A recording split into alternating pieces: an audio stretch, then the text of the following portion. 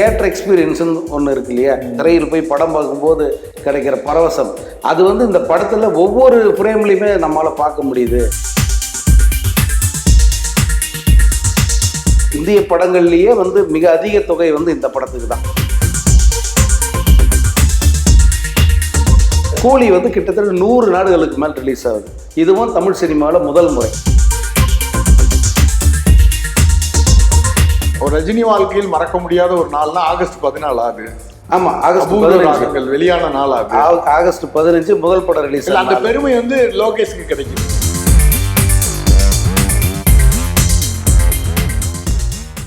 வணக்கம். இன்றைய சந்திப்பில் நம்முடன் இணைந்திருப்பவர் பத்திரிகையாளர் சங்கர் அவர்கள். வணக்கம். வணக்கம் புத்தன். பொதுவாக நம்ம ஜெயிலர் படத்துக்கு வந்து நிறைய பேசணும். அது ஜெயிலர் படப்பிடிப்பு தொடங்கினதுலேருந்து அது முடிஞ்சு ரிலீஸ் ஆகுறது வரைக்கும், ரிலீஸ் ஆகி அது ஓடுற வரைக்கும் அவ்வளோ டீட்டெயில் நம்ம பேசியிருக்கோம்.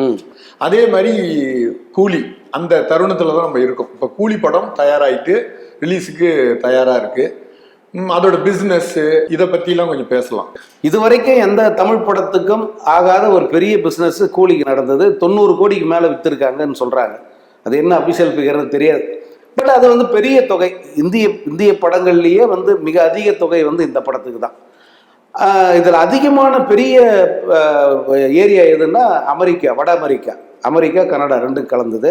கிட்டத்தட்ட இப்போ வந்து எப்படி தமிழ்நாட்டில் ரிலீஸ் ஆகுதோ அதற்கு இணையாக வந்து இப்போ அமெரிக்காவில் ரிலீஸ் ஆகுது ரஜினி படம். இந்த ஒரு நிலையை ஏற்படுத்துனது அவர் தான். ஆரம்பத்துலேருந்தே வந்து இப்படி தான் ஒரு படத்துக்கும் ஒரு சாலையை வந்து ஒரு எல்லையை கடந்துக்கிட்டு ஒரு எல்லையை திறந்து விடுறது. அதுதான் வந்து ரஜினியுடைய வழக்கம். அவர் போட்டு கொடுத்த ராஜபாட்டை தான் இப்போ எல்லா நடிகர்களும் டிராவல் பண்ணுறது. அப்படி அந்த மாதிரி இந்த கூலி வந்து கிட்டத்தட்ட 100 நாடுகளுக்கு மேல் ரிலீஸ் ஆகுது. இதுவும் தமிழ் சினிமாவில் முதல் முறை. 100 நாடுகளுக்கு எல்லாரும் சொல்லுவாங்க. அது உண்மையா நடக்குது. அந்த 100 நாடுகள் பட்டியலே சொல்ல முடியும் என்னால. வெளியிடுகிற நிறுவனம், அந்த நிறுவனம் வந்து அதை லிஸ்ட் அவுட் பண்ணிடுச்சு.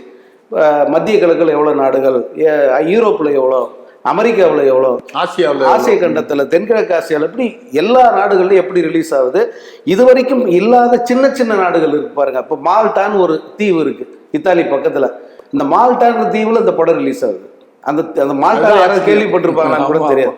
அந்த மாதிரி இந்த படத்தோட ரிலீஸ் வைட் ரிலீஸ். இப்போ இங்கிலீஷ்ல தான் சப்டைட்டில் போடுவாங்க. ஆமா, இங்கிலீஷ் சப்டைட்டில். இப்போ இந்த யூஎஸ்ல மட்டும் பார்த்தீங்கன்னா 7 லட்சம் டாலர்கள் வந்து இந்த படத்துக்கு ப்ரீ புக்கிங்ல கிடைச்சிருக்கு. இன்னும் வந்து ப்ரீமியர் ஷோஸ் இருக்கு. அந்த ப்ரீமியர் வந்து முதல்ல 8 மணிக்கு தான் வச்சிருந்தாங்க. இப்போ எல்லாரும் ரசிகர்களுடைய வேண்டுதலுக்கு இணங்கி இப்போ 6 மணிக்கே வச்சுட்டாங்க. ஸோ 6 மணிக்கு வைக்கும்போது 2 ஷோவாக மாறும் அது ப்ரீமியர். அது வந்து ஒரு பெரிய தொகையாக வர்றதுக்கு வாய்ப்பு இருக்கு. இந்த படம் வந்து அந்த அட்வான்ஸ் சேல்ஸ் மட்டுமே 5 to 6 மில்லியனுக்கு போகும் அப்படின்னு கணிச்சிருக்காங்க. அது ஒரு பெரிய தொகை. அது அதே போல் ஐரோப்பிய நாடுகள்லேயே வந்து இப்போ புக்கிங் தொடங்கியிருக்காங்க. 15 நாளுக்கு முன்னாடியே அங்கே ரிசர்வேஷன் தொடங்கிட்டாங்க. மலேசியா, சிங்கப்பூர்லேயே வந்து அதை ஆரம்பிச்சுட்டாங்க.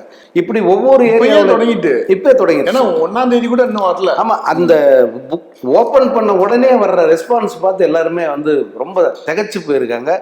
பல விநியோகஸ்தர்கள் சொல்கிறது என்னென்னா, நாங்கள் இது வரைக்கும் இப்படி ஒரு அனுபவத்தை எங்களுக்கு எந்த படமும் கொடுத்தது இல்லை, கூலி தான் எங்களுக்கு அந்த அனுபவத்தை தருது அப்படின்ற. இப்போ நீங்க சொல்ற தகவலை வச்சு நான் பார்த்தா பொதுவா நம்ம வந்து எண்களை பற்றி பேச வேண்டாம். நான் 1000 கோடிங்கிறது ஈஸியா வந்துடும் போல இருக்கு. அல்ல, அது நம்ம சொல்ல வேணாம். அது அச்சீவ் பண்ண பிறகு நம்ம பெருசா பேசிக்கலாம்.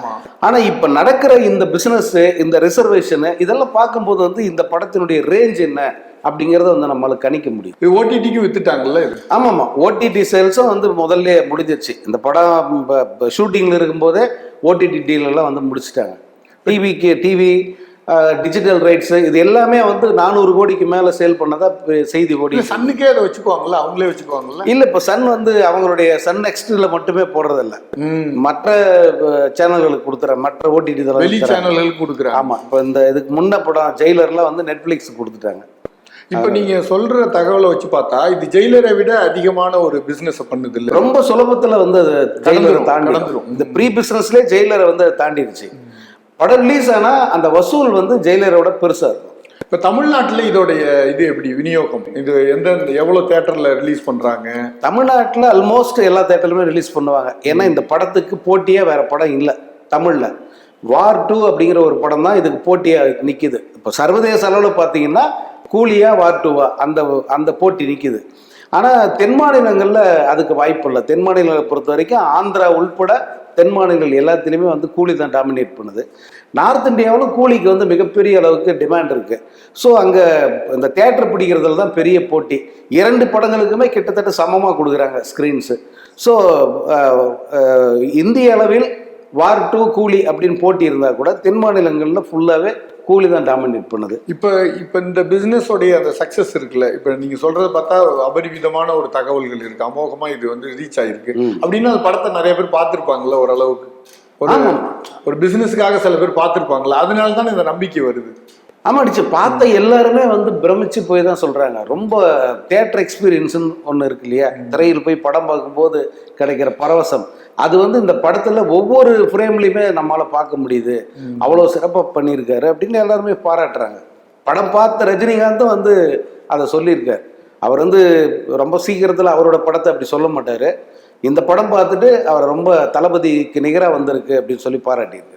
இல்ல உங்களுடைய அனுபவத்துல நீங்க ரஜினி படத்தை வந்து அபூர்வ ராகங்கள்னு நம்ம பேசிட்டோம், அவரோட கேரியர் ஃபுல்லா பேசிட்டோம். நீங்க அதிகமா அதை பத்தி தகவல் தெரிந்த ஒரு பத்திரிகையாளர், உங்க அனுபவத்துல இந்த படத்தை நீங்க எப்படி மதிப்பிடுறீங்க? நான் இந்த படம் வந்து பெரிய அளவுக்கு போகும், ரசிகர்களை கூட திருப்திப்படுத்தும் அப்படிங்கிறதுல எதுவும் சந்தேகம் இல்லை. இப்போ ஜெயிலரை பத்தி நம்ம நிறைய பேசும்போதெல்லாம் நான் சொன்னேன் ரொம்ப பாசிட்டிவா இருக்குங்க. ஒரு படத்தை பற்றி பேசும்போது நமக்கே அந்த பாசிட்டிவ் உணர்வு வந்ததுன்னு வச்சுக்கலாம், அந்த படம் நல்லா போகும் அப்படின்னு அர்த்தம். நான் இந்த கூலி படத்தை வந்து பேசுகிற நாள்லேருந்து இந்த நிமிடம் வரைக்கும் எனக்கு அந்த நேர்மறையான ஒரு உணர்வு இருக்குது. இதை பற்றி பேசும்போது பாசிட்டிவாக நமக்கே படுது. அதனால் வந்து ரசிகர்களுக்கு இது ரொம்ப பிடிச்ச படமாக இருக்கும். ஏன்னா அந்த ஒவ்வொரு ஃப்ரேம் ரஜினிக்கு வச்சிருக்கிறது எல்லாமே ரொம்ப சிறப்பாக இருக்குது. லோகேஷ் கனகராஜ் ஏன் வந்து நம்ம ரொம்ப திட்டாம விடுறோம்னா அந்த ஒர்க் இருக்கு பாருங்க, அதுல வந்து நம்ம கன்வின்ஸ் பண்றாரு. இல்ல ஒரு இந்த வாட்ச் மாதிரி ஒன்று கட்டிக்கிட்டே இருக்கிறாருல, அதுதான் ஒரு ரகசியமா இருக்கு. ஆமா, அது ஏதோ அந்த கதையோட தொடர்புடைய இதுன்னு நினைக்கிறேன். அது ஒரு சிம்பிள் மாதிரி தொடர்ச்சியா வந்துகிட்டே இருக்கு. அதே மாதிரி அந்த கோல்டுங்கிறது ஆரம்பத்துல இருந்தே கோல்டும் இருக்கு, அந்த செயினும் வருது. ஆமா, அதுல வந்து ஒரு இது இருக்கு. நான் வந்து அதை எப்படி எடுத்துக்கிட்டேன்னா, ரஜினியோட கோல்டன் ஜூப்ளி இயர் இது, அந்த இயர்ல வர்ற படம் இது. ஸோ அதை சிம்பாலிக்காக சொல்கிற மாதிரி தான் வந்து எல்லாமே அந்த எழுத்துக்கள் உள்பட எல்லாமே கோல்டுலேயே வந்து வர்ற மாதிரி டிசைன் பண்ணியிருக்காங்க. அதை நான் அப்படி தான் பார்க்குறேன். ஒரு ரஜினி வாழ்க்கையில் மறக்க முடியாத ஒரு நாள்னா ஆகஸ்ட் 14 ஆகுது. ஆமாம், ஆகஸ்ட் 15 வெளியான நாள் ஆகுது. ஆகஸ்ட் 15 முதல் படம் ரிலீஸ். அந்த பெருமை வந்து லோகேஷ்க்கு கிடைக்குது. அவர் இயக்கின படம் நிச்சயம் அவரோட 70 வயதுக்கு பிறகு ஒரு நடிகருடைய அந்த ரிலீஸ் ஆகிறது இருக்குல்ல, அது தனிப்பட்ட ஒரு பெருமை தானே. உண்மைதான், பெரிய விஷயம் தான். நன்றி, வணக்கம். வணக்கம். இந்த வீடியோ உங்களுக்கு பிடிச்சிருந்தா லைக் பண்ணுங்க, ஷேர் பண்ணுங்க, கமெண்ட் பண்ணுங்க. மறக்காம OH சினிமா சேனலுக்கு சப்ஸ்கிரைப் பண்ணுங்க.